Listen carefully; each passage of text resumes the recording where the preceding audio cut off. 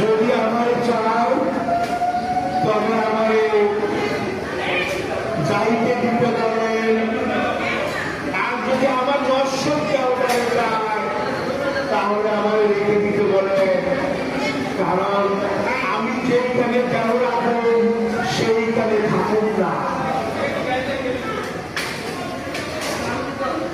এই কথা বলার পর এবার ফরিদা আশ্বস্ত হইলেন, তিনি মারাকার বাড়িতেই অর্থাৎ সূর্যদেবে চিন্ময়ীদের অবস্থান করলেন। এইবার ফরিদা বললেন, যেটা আজকে মায়েদের জানার বিষয়,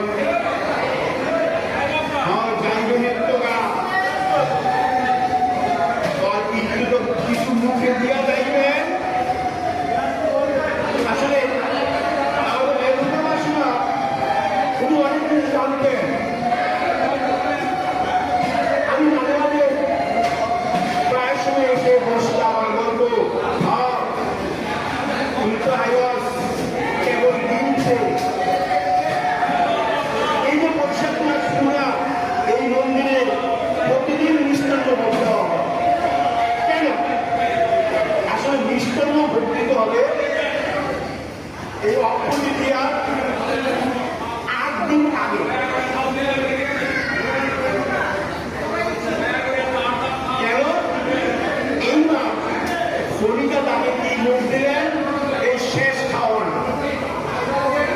সাজনার চচ্চড়া আর মিষ্টান্ন এক জামদানি বইলা দিলেন, 250 জম্বানি বইলা দিলেন।